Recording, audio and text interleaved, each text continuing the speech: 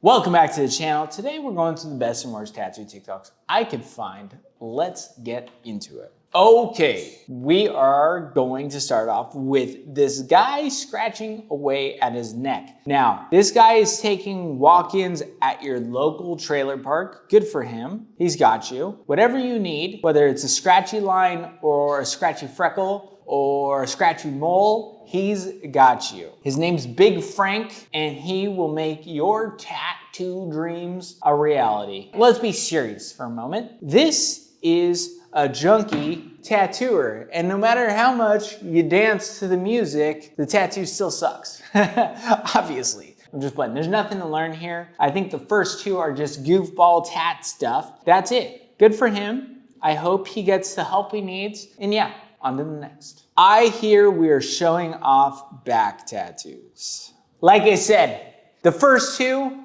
nothing to learn except for goofball crap tats, okay? Nothing says emotionally mature like having a South Park back piece, okay? This guy's growth was stunted in the 7th grade. He is done. He's still about it. He needed Cartman, Kenny, Kyle, and Stan.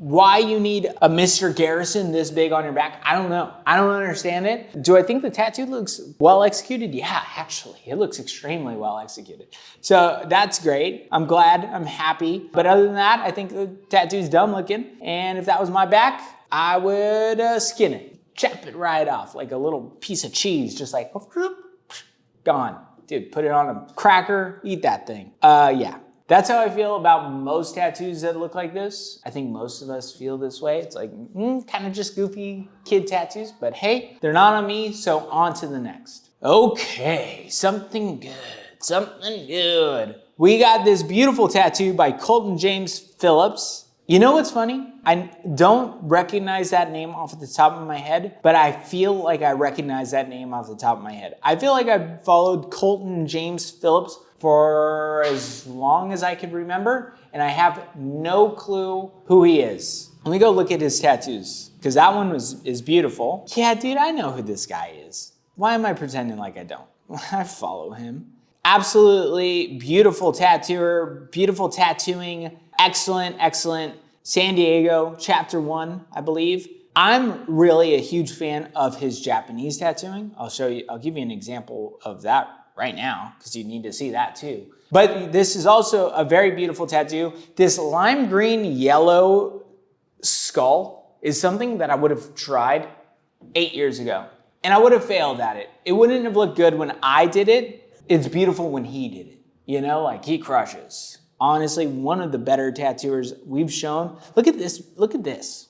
Just sick. So beautiful, great tattooer. On to the next, Colton James Phillips. Great ass tatter. A great ass tatter?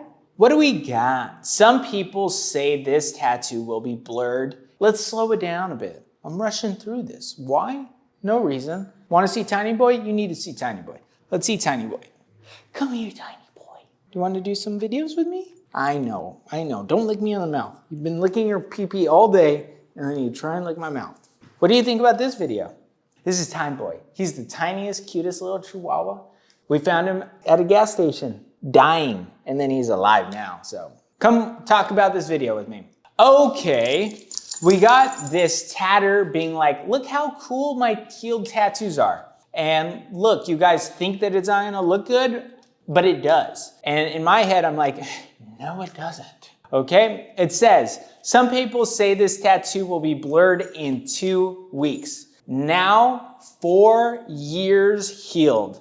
iPhone video, natural light, no editing, no filter, no touch-ups. What do you think, Tiny Boy?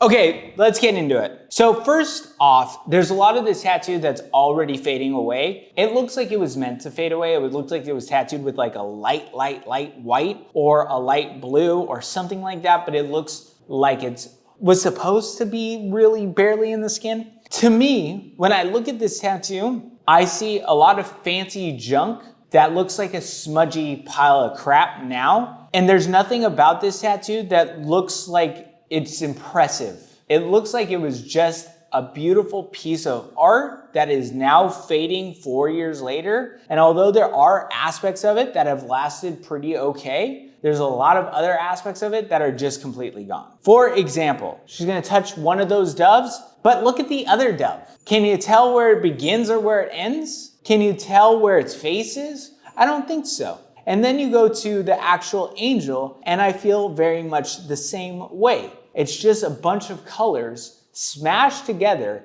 that used to have a lot of detail, but now are pretty much almost the same, if not the same. And if you tell me that this is how you want your tattoos to look, I go, that's bad. Because like within 4 years, a lot of that detail is completely gone. So what that tells me is in 10 years, that detail is gonna be completely gone, and this is gonna be blasted over with the giant panther. Now, a lot of times people will say is like, yes, but that's what I wanted my tattoos to look like. And I go, if that's what you want your tattoos to look like, I don't think it looks good. That's all I got to say about that. It doesn't matter how much you touch it or what you do with it, it looks bad.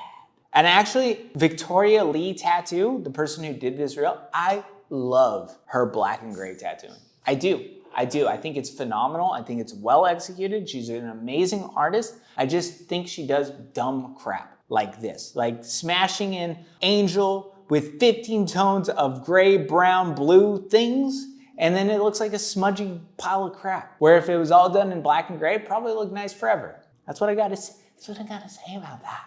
Let's listen to this guy. Now, I have nothing wrong with this guy. I think he's probably a pretty smart guy. But if you make me look at your crotch from this angle in a TikTok, I hate you, okay? I don't want that crotch shot, okay? I want a normal face hit. Don't make me stare at your left testicle when you're making points, okay? Imagine if I was just like, hey, tattoos, there are tattoos. Don't make me stare at your crotch, okay? And don't make me fall over making a joke about staring at your crotch.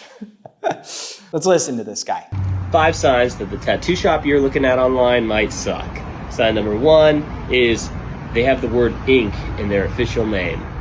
I didn't make the rules. This is how it is. Sign number 2 is ink is always a sign that you do not know anything about tattooing unless you're using it as a joke. You're like, huh. Like sometimes I'll be like, oh, tatty blasted. I'm hella inked. Okay, if it's supposed to be a joke, we're all in on it. If inked is actually in your tattoo shop's name, probably crappy, okay? The only exception, Solid Ink.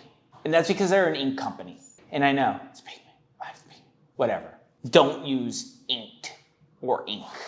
sign number 2 is if they're not owned by a tattoo artist, these shops always have problems. I actually never worked at a tattoo shop of any kind that wasn't owned by a tattoo artist, nor would I. And I definitely wouldn't get tattooed at a shop that wasn't owned by a tattoo artist. Now, having said that, for the most part, I think that if this is the scenario, it's generally a person who has no skills at all in anything. And they're like, I like tattoos. Let me open up a tat shack. That's probably why someone would open up a shop without being a tattooer. There's no flash on the wall. To me, that indicates that maybe these guys don't know how to draw. And if you're paying the same amount of money for an artist who can draw or one who just traces stuff online, I think the answer is obvious. Okay, if there's no flash on the walls, I usually wouldn't assume that they don't draw. That's not the assumption I would make. What I would assume is that they are probably like a new age tatter, like does fine line, probably can draw. I think that's kind of a dumb assumption to be like, if there's no flash on the walls, they can't draw. I wouldn't generally make that assumption, but let's keep going. Number 4 is these big tat corporations with 50 plus locations and a tattoo school. They're always a mess. Obviously, it's different if it's just an individual who opened a shop and then... I don't know of any shops that have more than 3 locations that are any good. I know of a handful of great shops that have 2 shops. There's Ink, Smith & Rogers. They have Atlantic Boulevard, Beach Boulevard, Mandarin, Riverside. Dang, dude, they got a lot. Ink, Smith & Rogers. They have more than 1 shop. They've got 4. And I bet that if they have 4 shops, and just judging by the reputation I know of them, they're probably crushing it. okay? I bet that they're great owners. Maybe they're not. I'm not from Florida. I have no clue. But I'm just looking at their Instagram being like, they have 4 locations. I've known and followed a lot of people who worked at Inksmith and Rogers. I bet that they are a great shop to work for. The rest probably do suck. That's probably a good analysis. Like if there's more than 2 shops, 2, I could see a great shop owner doing 2 shops. After 3, after 4, after 5, more than that, it probably goes downhill. Except for maybe Inksmith and Rogers, even though I have no clue. They just have such talented tattooers that I have nothing but respect for them. So let's keep this rolling. On to the next. Okay, this is some cybersigilism. And unlike most cybersigilism, I actually kind of don't mind this one. And there's a few reasons why. I think that I like that it was tattooed well. Like actually looks like this is gonna look the way it looks right now, which I think makes a good tattoo.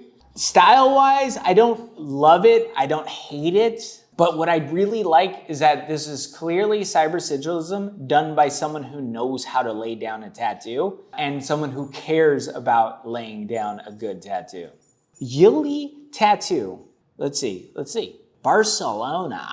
Now looking at their portfolio, it definitely looks like they care about making good lines and clean lines, which is just unique because most scratchers and most cybersigilism people don't care at all. So good for him. I like these tattoos enough. I just like that it's a, it looks good. Am I gonna get it anytime soon? Probably not. Do I think it would maybe make a cool, interesting blast over it if it was tattooed as well as this is? Maybe. But again, I'm not in any rush to get it. So good for you, Yuli Tats. You're like the only cybersigilism I've ever seen, and I was like, I get it. And like, I'm just kind of looking through their portfolio right now, like I said I was, and I could tell that they have started doing stuff.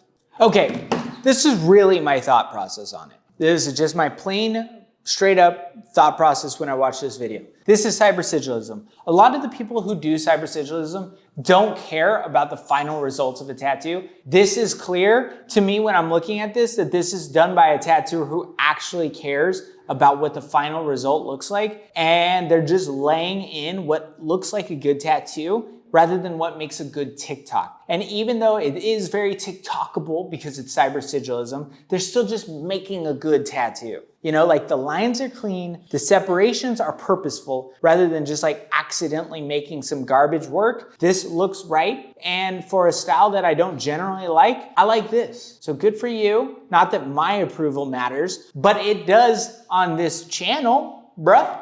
On to the next. Okay, so this is a TikTok by an older lady who's getting into tattooing, learning how to tattoo, and her mentor is teaching her over the phone or over Zoom or over something like that. And yeah, this is weird. Yeah, also the way that you're color packing too is there's definitely got some problems there. Yeah, the way that you're approaching it is just like fucked. But it's okay because I can help you. So my mentor says that my color work is fucked. But we're gonna work on it this week. So it'll get better. So obviously this is not the norm. It's an older lady learning how to tattoo, and she's doing it over the internet by someone. She has a mentor. I like that. I'm so sure that you could learn how to tattoo over Zoom. I don't think so. That feels wrong, and it feels like that tattooer is just taking a payday. Don't know him. I'm sure he's getting paid for this because it's not like he's just doing it for fun. And that doesn't feel right to me because I don't think that you can learn how to tattoo over Zoom. This one kind of plays with my brain a little bit. She's an older lady. I don't really care how old you are learning how to tattoo. Although there is some like practical things about the older you get as a tattooer. If you're gonna learn how to tattoo, the best time to learn how to tattoo is from the ages 18 to 25. Just simple, obvious reasons for this. It's because You have idiot friends who don't care about getting dumb tattoos, okay? After 25, it's harder to convince your friends to get crappy tattoos because they're a little bit smarter. And they're like, do I really want to get an apprentice tattoo? 18-year-old, they don't care at all. They'll just be like, run it, do it, whatever, give me some crappy tattoos. And because you're that age, it's easy to just like tattoo all your friends and just get that much better at tattooing because you have a lot of people to practice on that have like $20 to pass over to you for some like scratchery ass tattoo. The older you get, like I'm 35, 34. I don't know how old I am. I'm 34. I'm getting closer to 40. She's in her 40s, maybe even older. How many friends do you think she has that are 18 to 25? I guess 0. So her friend group is probably 30s, late 30s to 50, right? How many 30-year-olds to 50-year-olds do you know getting scratch or apprentice tattoos? Not very many. So it's not a great time to learn how to tattoo unless you are so talented at tattooing, that doesn't matter. I've had one friend, he learned how to tattoo in his 30s and he was just so good at tattooing, he had clients right off the bat. I've had other friends who learned how to tattoo in their late 20s, early 30s, late 30s, mid 30s, and they struggled to get anywhere because they just don't have the clientele because they're not part of this younger generation. Second weird thing about this, I just think that this tattooer's taking the money and running. I do. I wonder how much you get paid to do that. I'll be your mentor. I want $3,000 a month for 6 months, and we'll do 1 hour phone call every 4 weeks. And you could call me your mentor and pay my bills or whatever. Nah, that's weird. Isn't it weird? Yeah, it seems weird. Okay, this guy's got no arms. Tattooing with his feet. I feel like there's a very clever joke about walk-ins here. I couldn't find it. I'm sure it's there. I'm just not smart enough to make a joke about it. Yeah, how good can he possibly be with just his feet? Better than most tattooers, but I wouldn't trust him. This is the only tattooer in the world you don't have to worry about getting infections. You have to worry about getting athlete's foot. It's definitely an experience. I'm so happy to see a guy doing tattoos however he can do tattoos. It's just fun to talk about. On to the next. Woo-wee. Speaking about older ladies doing tattoos, this is an older lady with pretty cool tattoos. I don't love them. I'm not a huge fan of color realism. I've never been a huge fan of color realism, but all of her tattoos look very nice. And she just looks really cool with the tats. Yeah, I'm gonna leave it there. I don't like color realism. And I don't love blue arms. And I don't love blue legs. But this one's nice, She's very sweet looking, very nice. On to the next. Blackout sleeve over black. All right then, so today we're blasting over some blackout sleeves. Basically, my customer messaged me saying he was bored of his blackouts and he just wanted to spice them up a little bit. So obviously I said, I got you, bro. A lot of people probably think, what's the point in getting a blackout? And the real reason anyone gets a blackout is so they can get me to blast over it for them. I know what you're probably thinking watching this time lapse, how can I see what I'm doing? And if I'm being completely honest, I can't see a thing. Most of the time during this tattoo, I was just guessing where I was going. But I've tattooed this design a fair few times now, so I reckon I could probably do it blindfolded at this point. And for those of you that are wondering what this is going to look like healed, I have no idea. Ask me again in a couple of weeks. Once we started adding some colour to the tattoos, I could actually see what I was doing and things were starting to pop a little bit more. I feel like these sort of blast overs do need a pop of colour in it, otherwise you're just not going to be able to read what the tattoo is. But anyway, I was super gassed with how all the tattoos came out and I think they look pretty sweet. They do look pretty sweet. This is one of those tattoos, I'm not sure how it's gonna look either. Does anyone know what it's gonna look like? No. What's Harry Stees? I know he's a popular tatter guy, a UK tatter guy. Let's see. Let's see if he's got some healed photos. Not that I can find, I think that's a relatively new. I'm gonna message him right now and be like, hey, send me a picture of those healed blast over tratty tats so I can put them on the internet. On to the next. Testing if flesh color ink really covers old tattoos. And the part 3 update.